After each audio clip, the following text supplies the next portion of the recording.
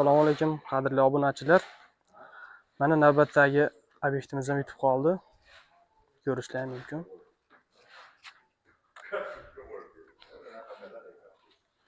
Ammo lekin bitta usta o'yda. Hammaga assalomu alaykum. Hamyurtli obunachilar, qandaysizlar? Charchamasdan, toliqmasdan yuribsizlarmi? Xudo xolasa mana ko'ryapsizlar, ha? Mana shu yerda chiroyli qilib bitqizganmiz. Usti qorayib turgan nima? Tagiga nima o'rnashtirib qo'ydik? Bu yerda mo'ykani o'rnashtirdik. Bular hammasini batafsil yoritamiz, xudo xolasa. Achki to'g'risi bizniki emas, buni qo'yib to'g'ramiz. Tanishtirishni boshlayveringchi usta. Xo'p, birinchi manzilda eslatamiz. Hozirgi holatda manzilimiz Farg'ona viloyati Rishton tumani. O'zimiz Rishton markazida bo'lgan ishimiz.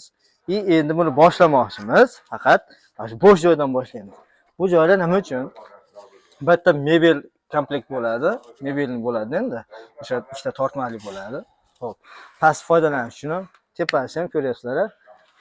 Uzunasiga 4.35, eniga 80 sm. Endi mana bu ko'rayotgan narsalar Ariston. Bular montajini qilib ko'ryapsizlar.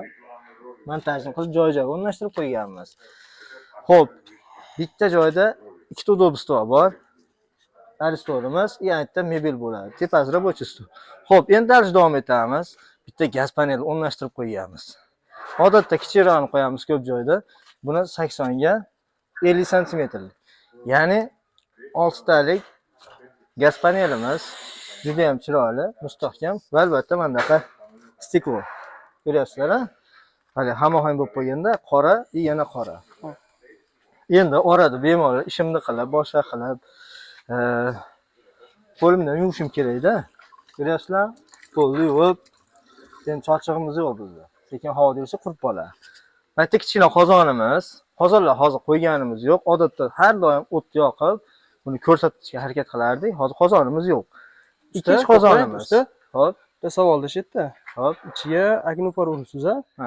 Hamma joyda shundan urish kerak deganimi yo vaziyatga qarab nimasi udobsi endi? Endi bunda birinchi o'rinda xonadon egalari uchun qulaylik agnoporni qo'yib qo'ysa bardavom xizmat qiladi. Ya'ni uzoq muddatga chidaydi.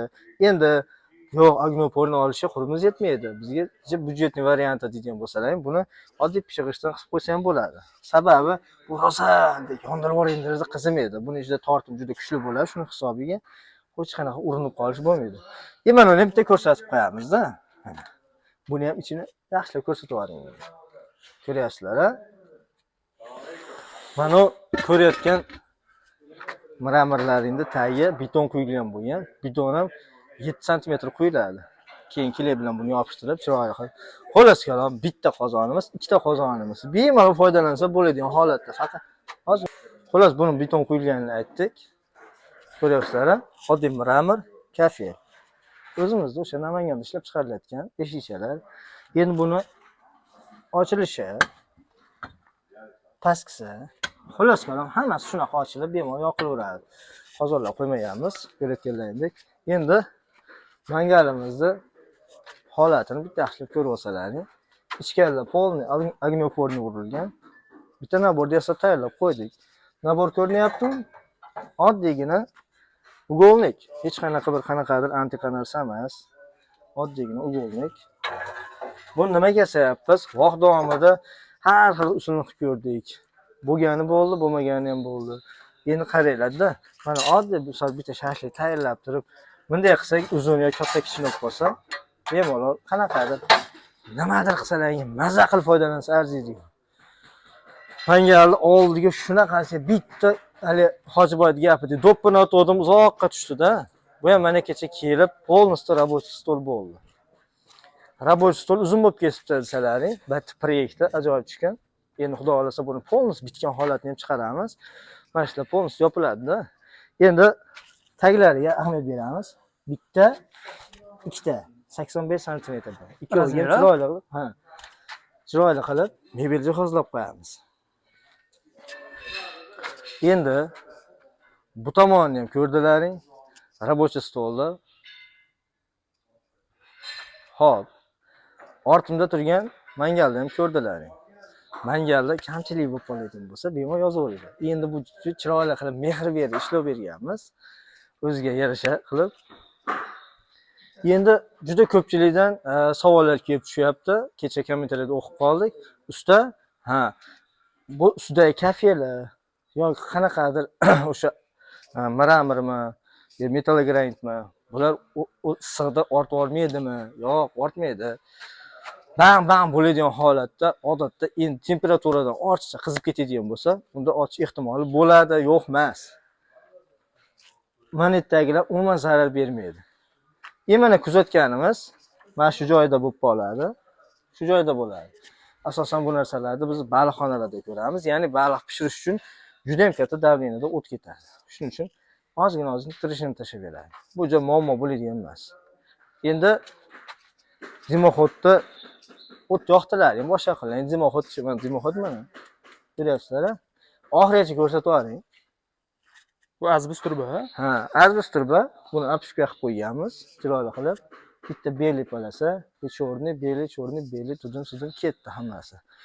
Xo'p, qancha qish ketdi? Xizmat narxi qana bo'ldi?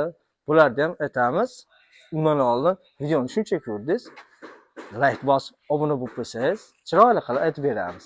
Narx-navosiga hech qachon negativ yozmanglar, iltimos sizlardan. Narx-navosi mana shu yerda birinchi narxni aytib qo'ying. Narxiga arzirmikan degan savol kelib qoladi sizlarga. Shundoq qilib Pabrazda ikkita qozonimiz, mangalimiz, bitta gaz panel, bitta Aristonning uстановkasi. Bularni bo'lgan bitgan narxi 12 million so'm bo'lgan. Narxlar hech qanaqa patologiya emas. Ko'rib turganlaringdek, ishlar ma'qul kelgan bo'lsa, yana bir marta shunday ko'rsatib olsangiz,